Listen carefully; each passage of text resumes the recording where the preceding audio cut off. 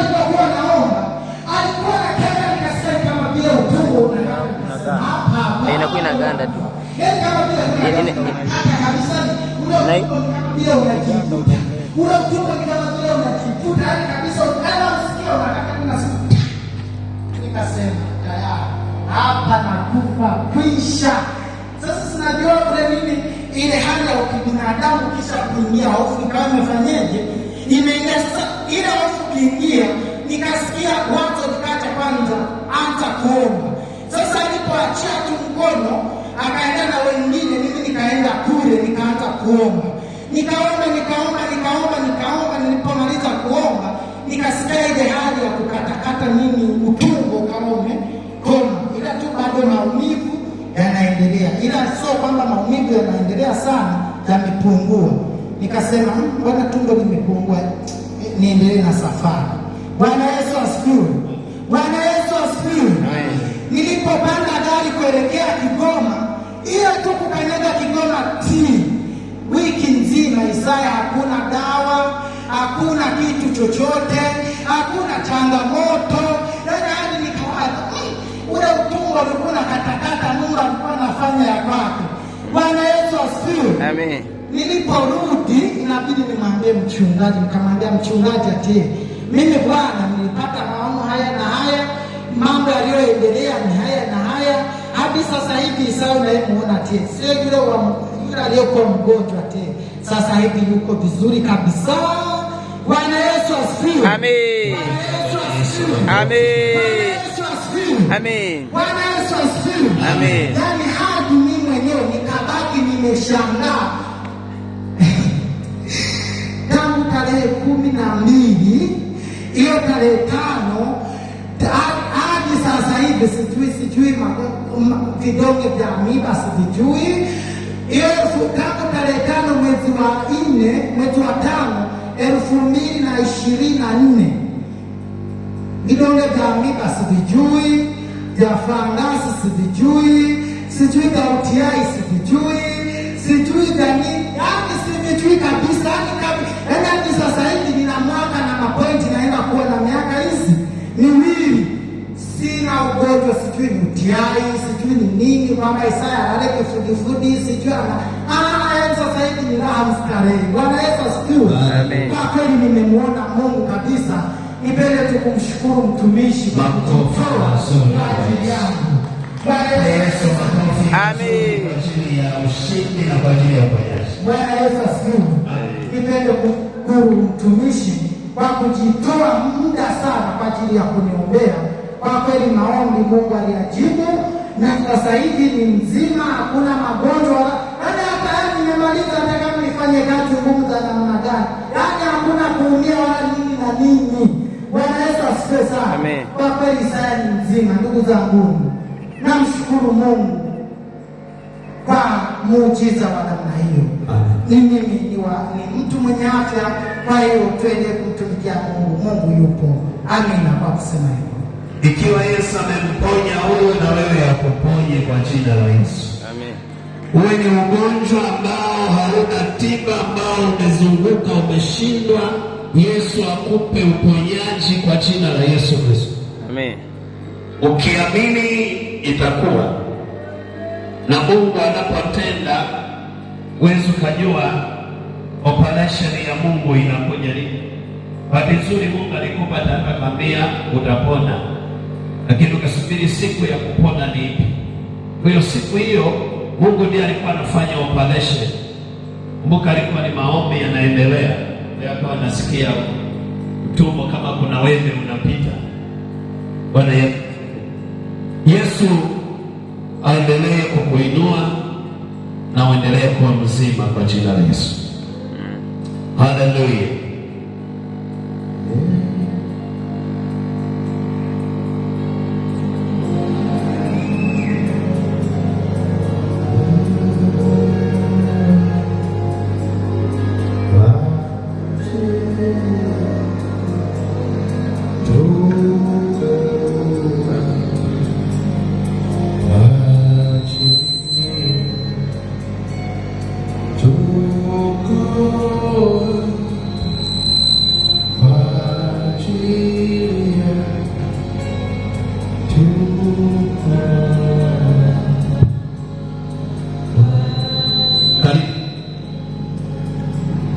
Bwana Yesu asifiwe. Amen.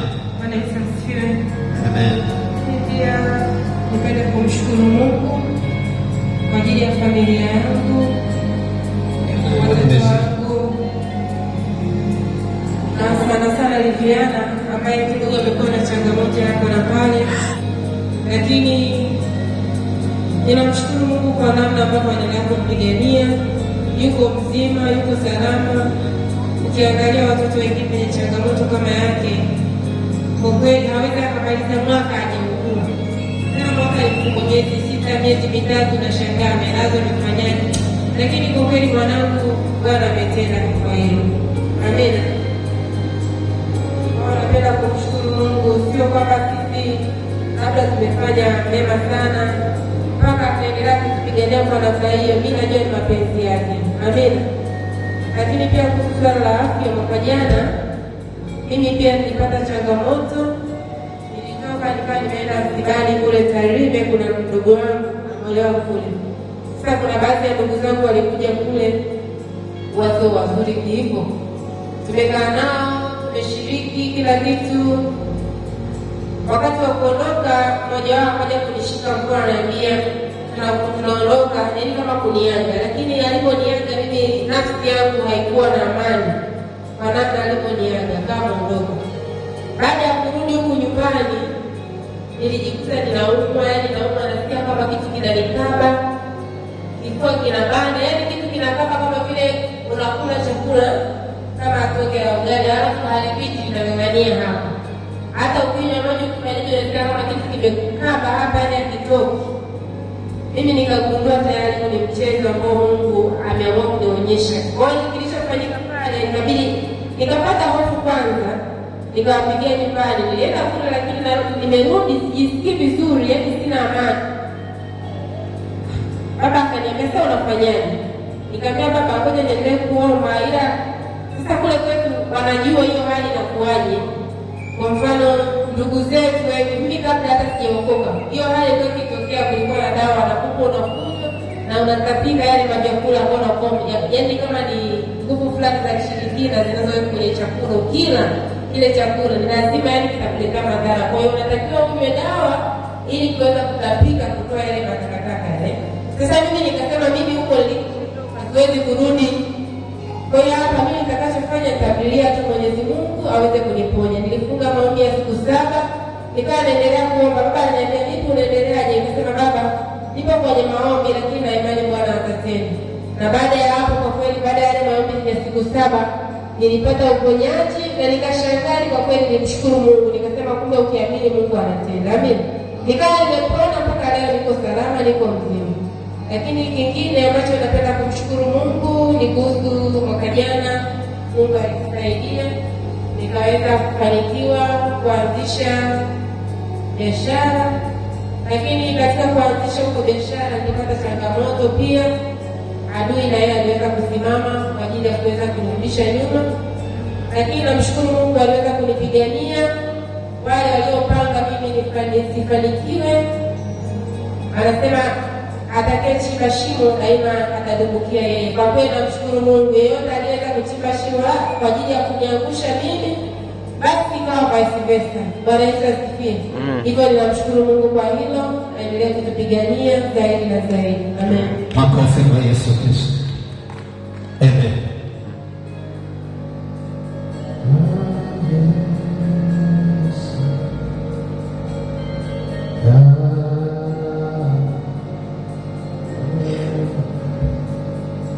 Kama kuna wengine karibu. Haleluya. Amen. Bwana Yesu asifiwe. Amen. Namshukuru Mungu kwa kunipa nafasi hii ili niweze kushukuru kwa yale aliyotendea kwa mwaka 2025. Mungu ni mkubwa sana, kwa maana hatua tuliyokuwepo nayo 2024 na 2025 ni tofauti sana. Amina. Amen. Mungu anatuvusha, na katika katika madhabahu hii Mungu ametuvusha sana. Kwa hiyo tofauti ni kubwa, hatua tulionayo ni ya kumshukuru Mungu sana. Kwanza namshukuru kwa uzima nilionao. Mwaka 2025 ombi langu la kwanza lilikuwa ni kuomba uzima katika familia yangu na watoto wangu. Ninamshukuru Mungu akijambo mpaka sasa hivi. Changamoto zipo zinakuja ni kwa sababu shetani anatufuatilia sana. Hasa sisi tukisema tumeokoka, vita ni vikubwa. Vita ni vikubwa sana. Kwa hiyo ninamshukuru Mungu anatupigania. Mtoto wangu Elina ana changamoto, lakini nashukuru Mungu anasimama hajambo. Amina, amina. Na wengine wote ni wazima. La pili, Mungu ametufanikisha kutoa hatua moja kwenda hatua nyingine. Mungu alitupa maono ya kuanzisha biashara. Hofu zilijaa kwamba kasogeza kweli inawezekana. Mbona watu wanajaribu wanarudi chini? Kasema hapana. Tukaingiwa na hofu na madaurogi kwamba hivi kweli tutauza. Lakini pia tukafarijiana kwamba ina maana wenye maduka wenyewe kila siku wanauza, lakini mbona kila siku pia wanafungua? Kwa hiyo tukatiana moyo, roho ya hofu tukaishinda, tukaamua kuanzisha. Tunamshukuru Mungu, anaendelea kuonekana. Mungu anatupa kibali hasa kwa mataifa. Mataifa yaani tumepata kibali sana. Amina. Jambo la kumshukuru Mungu kwa hatua hiyo tulionayo, na pia mafanikio yapo katika Bwana. Tofauti na Mungu, mafanikio yanakuwepo, lakini yanakuwa na changamoto nyingi ndani yake. Lakini sisi kwa vile tunamtegemea Bwana na tunafanya kile Mungu ametuagiza tukifanya, naomba tusimame katika Bwana, kwa sababu ukifanya yale Mungu aliyotuagiza tuyafanye, hautapungukiwa. Mfano, unapoanzisha kitu, mfano kama biashara yako iunganishe na madhabahu. Kama ni zaka utoe, kama ni shukrani utoe, kama ni chochote kinachohusiana na kutoa utoe. Mungu hatakupungukia. Yaani ukitoa Mungu anazidisha. Yaani ukitoa Mungu tena anazidisha mara mbili ya kile ulichotoa. Amina. Amen. Mimi hiki nimekiona. Mpaka na nasikia ushuhuda wanasema kwamba ukitoa Mungu anakubariki zaidi ya kile ulichotoa. Yaani unaweza kufikiri labda ni maneno tu ya kawaida, mtu anakupigisha story, lakini kumbe ukitaka kuyafanya na kuyafuatilia vizuri, Mungu anatenda. Yaani ukitoa Mungu anazidisha zaidi. Amina. Amen. Kwa hiyo tusimame katika kumtumikia Mungu, na pia kazi zetu, biashara zetu, mambo yetu yote tumshirikishe Mungu. Tufanye kabla na baada, mwambie Mungu. Mungu atatenda na anafanikisha zaidi. Amina. Amen. Barikiwe sana. Makofi kwa Yesu Kristo. Mungu ameendelea kuachilia uzima na ameendelea kuachilia baraka katika biashara. Kwa hiyo ameendelea. Bwana Yesu asifiwe. Kwanza kabisa namshukuru Mungu katika mwaka uliopita, yaani tulipomaliza hapa baada ya kuingia mwaka 2025. Baada ya kutoka hapa tuweze kukutana, yaani majanga makubwa kabisa yaani. Tumemaliza hapa kukesha masaa mawili tu, tena ikabidi tuende tukafe. Nilikuwa na watoto wangu, nilikuwa nimekuja mahali hapa. Wakati tulipokuwa tukirudi njiani, hapo ndo tulikutana na shida, lakini kama Mungu anavyosema kwamba sitawaacha na kweli Mungu anatushindia. Tulikimbizwa na vijana njiani, ikawa kama Mungu amenishtua akaniambia kwamba piga yowe. Ipo piga yowe hapo, tukaanza kukimbia. Tulikuwa tunakimbia na watoto wangu sambamba, tukakimbia mpaka tukafika kwenye mji mmoja.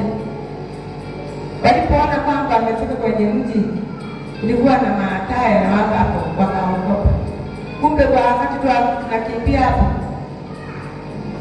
kumbe mtoto wangu na imani tu amechoropoka hapo, akakimbilia sehemu nyingine. Ndipo kufika kwenye mji, tukamkosa sasa na mtoto na imani. Nikaanza kusema wachungaji ng'ombe wameenda na mtoto wangu. Mahali hapo kwenye familia akatoka mama wangu. Kumbe baada ya kufika hapo, kumbe ameenda kukimbia, mtoto ameenda kujitumbukiza kwenye bwawa lilikuwa kwa pembeni. Akaingilia huko kwenye maji, akaanza kupita huko tu. Alipotusikia kwamba tumefika kwa mji huu, ndio akaja sasa, ameona mwili mzima yake, mtoto anatetemeka. Wakatoka hapo wakatusaidia. Mungu tulimshukuru kwamba kumbe Mungu ni mweza yote. Kama ulikuwa umeenda kwenye jambo lake, hawezi kukuacha.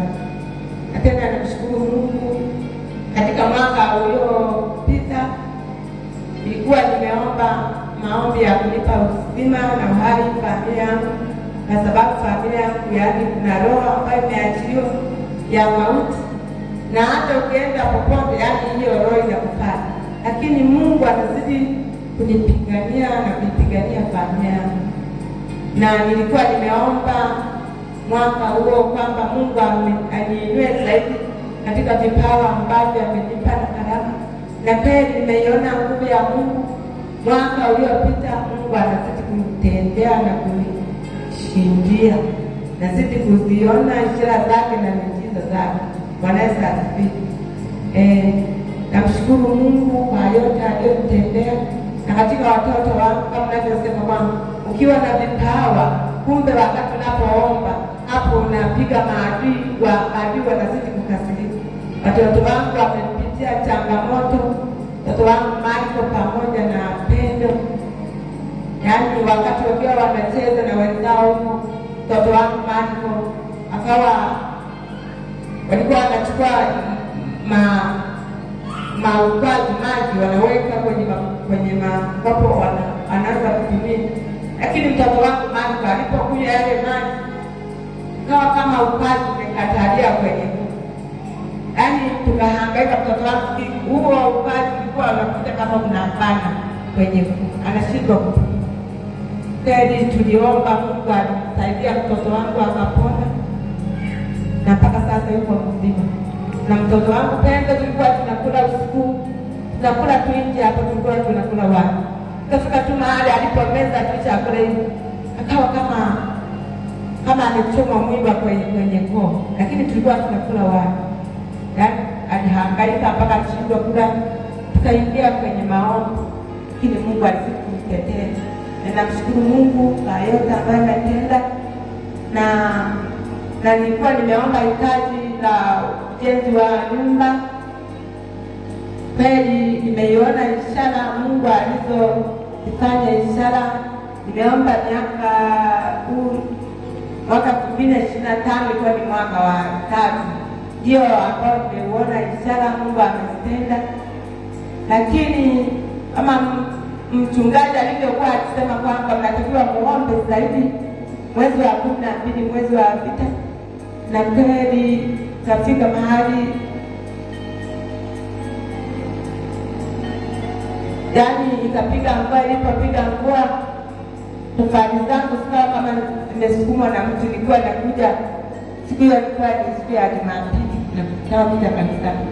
Tofali zangu zikawa kama zimesukumwa na mtu, zikaanguka, yaani zikaanza kuvunjika karibia tofali hata 500. Lakini nisema kwamba Mungu anasema mpokee mema na mabaya. Nisema asante.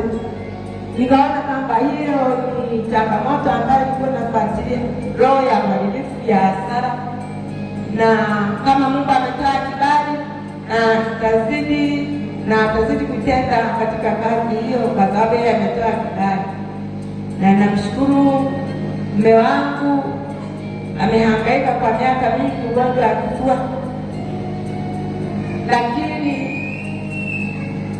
ile mwezi wa 12 yani ikafika hali mbaya sana. Mwishowe nikamuuliza Mungu kwamba hebu Mungu, naomba unionyeshe maadui wanaofuatilia kwa mume wangu. Nilipomaliza hapo kuomba, nilipolala, yani Mungu akanionyesha yale yote ambayo yametendwa kama, na maadui yote nikawaona, na familia yangu ambayo yani kama wameinenea familia yangu, na kali niliwaona maadui, nikasema kwamba Mungu ni mwema ambaye nilifikiria. Na kweli niliamka usiku, niliamka kama kichaa, nilipigana, nilishindana, na hali hiyo ikatoweka, kwa sababu mume wangu alikuwa na hali mbaya sana siku hiyo, yaani ilikuwa sio hali ya kutegemea. Na yeye alikuwa anasema kwamba leo ndo naondoka, lakini niliposhindana nikatoka kwenye maombi hapo, na akawa afadhali, na mpaka sasa yuko mzima, na sisi kumshukuru Mungu kwa yote aliyotenda.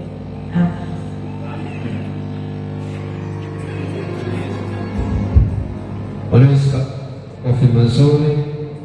Amen. Amen. Nadhani tunaelekea kukamilisha. Bwana Yesu asifiwe. Amen. Bwana Yesu asifiwe. Amen. Nadhani hata sina haja ya kutambulisha. Mimi nilikuwa mtumishi wa Mungu humu, kadiri ya Mungu nilikuwa nasoma, ila nikakomezea kidato cha 5.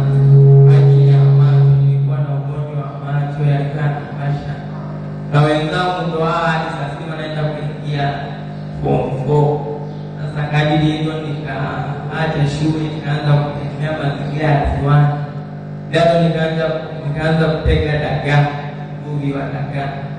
Nimetega, nimeenda na simu, na kadiri niko pale na simu, nimeenda ziwani. Ule muda wa ziwani, muda kama wa saa 6, pepo mkali ukavuma, na ulipovuma kelele ikatokea mkungweni. Mara wengine wanasema twende Mwaroni, wengine awamu. Sasa pale kwenye grupu hapo kelele zikatokea, na ilikuwa mbali, tulikuwa tunaelekea kama pale na Fuba, ilikuwa karibu na Fuba, na simu ilikuwa mbali.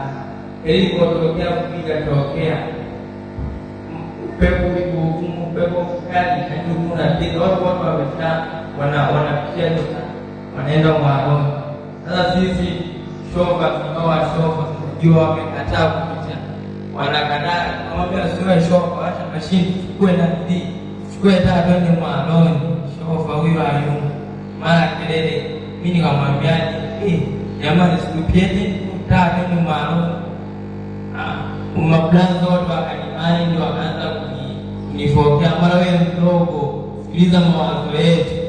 Sasa ile kufokea na mimi simu, mara grupu majini, yani kuseme ni kama hapa na pale kwa mchungaji Mungu ndio huko hapo mwingine. Majini ile Mungu akanga kwenye maji kwa upande hiyo. Haya, kwanza kujiokoa, tukaanza kuyapiga maji. Bahati nzuri mimi nilipoanguka, kuna mabongonya haya ya kitataga kutoka kwenye mti, nikayashika, nikaanza kuogelea nayo kuelekea kwenye mfungo ambao urefu kutoka hapa pale kwa mfungaji. Nikayapiga ile kukaribia kama hapa na pale kwenye vyombo, kaja ni upepo ule wa kuuliza juu. Nikasema kwa Mungu waje wanaki. Huyo mmoja kwenye mfungo akachukua tocha, akadilika, akaniona, ndo akasema jamani, huyu hapa si mtu. Wakaja wakanichukua, yaani wale wenzangu mpaka saa hivi. Na nimetoka huko, nimekuja, nimeanza kutegea hapa Kuyoma ndogo, nimetega, nenda kumeteka hapo. Kama mtu amewahi kuteka huko anajua tu visiwa hivi. Nimetembea, tumerusha nanga, yani tukamaliza kula, mara mtumbi au wasaka samaki au usiku tumerusha nanga, hiyo akaja kusaka samaki, wakatuta sisi ni wadagaa, anza ingia kwenye mtumbi, virungu, hiyo virungu hivi na majeraha inasema tu yako kwa mapaja, tukapigwa virungu. Baada ya tulikuwa hatuna samaki, walituacha tukaondoka, ila upepo ulivuma kupanda mtumbi mdogo tu, na mtumbi ulikuwa mtumbi wa kutegea timba, ndio tulikuwa tumebeba. Upepo ulivuma, upepo unapiga hadi maji yanaingia kwenye mtumbi. Ndio hivyo tu vurugu, yani kubishana ziwani mara nini. Hiyo siku basi ukapita, lakini nimefunga giza kwa huu mwaka, nimefunga salama, na nimeona nije, nimekuja nyumbani na nimeona nimrudie Mungu ili aniongezee juhudi, ili giza inapoenda kufunguliwa nifanye kazi na malengo, na Mungu anishikie kwa nani. Bwana Yesu asifiwe. Bwana Yesu asifiwe. Kwa hiyo ulianguka ziwani? Kuogelea pale moja kwa upande mmoja, tumbwi tukachota maji. Sasa kuogelea, Mungu alikuokoa na nikafika wakaniokoa. Au wenzangu hakupatikana hata mmoja, lakini walikuja kupatikana wameshaelea umeshakufa. Ibada kama ya siku 3, wengine walionekana kama leo kesho hapa. Mlikuwa wangapi kwenye mtumbwi? Huwa tunaenda watu 4. Kwa hiyo kati ya 4 mimi ndio niliokoka, wengine wakafa. Imani Yesu ni mzuri jamani. Amen. Mungu aliyekulinda usimwache. Ikiwa Mungu amekulinda kwa hali hiyo na amekutunza, usimwache. Umeokoka? Nimeokoka. Unasali wapi? Wanasali na zamani wanasali. Sasa sikulipotoka unasali wapi? Sijawahi kusali. Kwa hiyo ndio unasali. Watu wanaoteka waka hawasali. Bwana Yesu asifiwe. Amen. Huyo kijana nimkumbuka alikuwa bado mdogo. Huyo si nani Mashiranga? Ndio. Alikuwa mdogo sana. Nimetoka alikuwepo hapo. Alikuwa mdogo sana. Sasa nashangaa namuona ameshakuwa mkubwa na tayari ni mtegaji. Ndio nikuombee. Inua mikono yako juu. Rudia maneno haya. Bwana Yesu, ninakushukuru kwa kuniponya na hatari zote nilizokutana nazo. Kuanzia leo na kupokea wewe uwe Bwana na Mwokozi wa maisha yangu. Maisha yangu yaongozwe na wewe siku zote. Unilinde na kunitunza.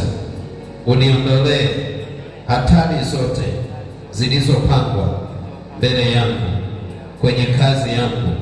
Unitangulie katika maisha yangu. Bwana Yesu, nisamehe dhambi na makosa niliyotenda mbele zako. Kuanzia leo uyafute na usiyakumbuke. Kuanzia leo nipe roho ya kukuabudu na kukutumikia.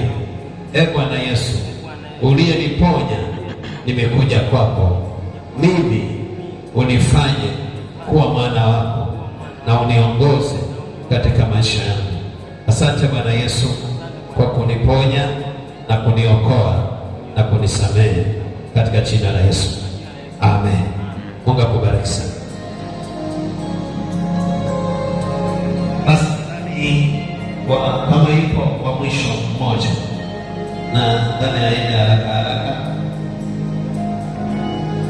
alafu tuende kwenye chapter hii.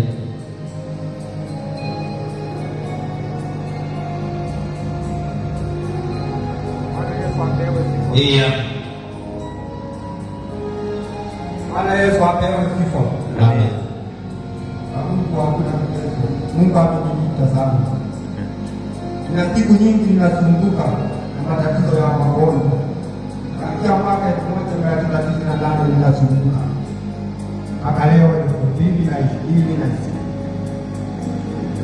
Mwaka 2000 unapoingia 2025 ingia 2026, tarehe moja ilikuwa hatari, ilikuwa na hatari, yaani yalikuwa mambo ya ajabu, lakini Mungu alinisimamia mpaka sasa amenifikisha niko na hali nzuri. Kuamkia usiku wa leo ilipofika saa 8 hivi, akaniambia kwamba hebu amka uende kwa miguu, unatembea mpaka Kobe kwenye kanisa. Nimekuja ninatembea bila hata msafiri, natembea mpaka kufika hapa kwenye kanisa, niko mzima kabisa, na mpaka sasa niko mzima. Ninamshukuru Mungu atenda aliyonifanyia. Amen. Kifua kimepata, lakini sasa nimeachia na uzima nimeona huko. Amen. Mungu nimempa sifa nyingi mno kwa mambo mazuri. Mungu akubariki na Mungu akulinde, akupe afya. Ikiwa yule alikuwa na tumbo ambaye alikuwa anauma muda mrefu, na wewe utapona. Amini tu, unapona. Naamini nitapona. Amen. Mpe Yesu makofi mazuri. Naomba tusimame tu.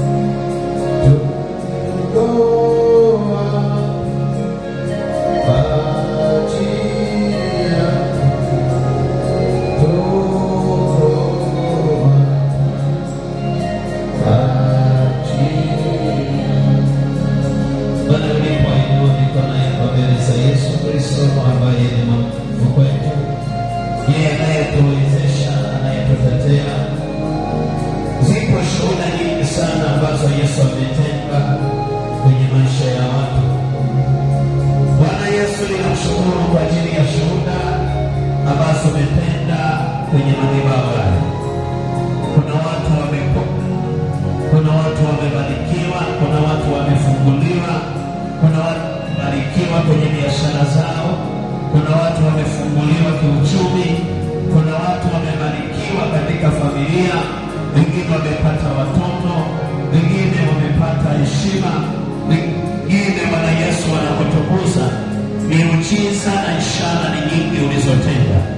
Ikiwa Mungu umetenda mwaka 2025 na miaka iliyopita, tunakuomba ukazidi kutenda 2026 na kuendelea.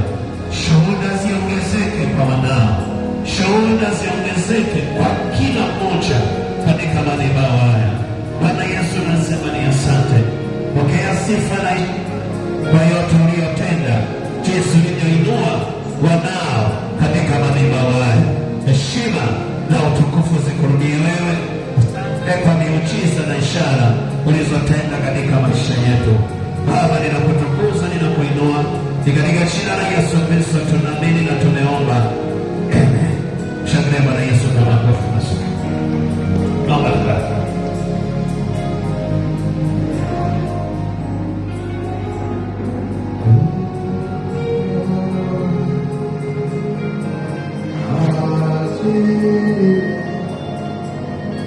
Oh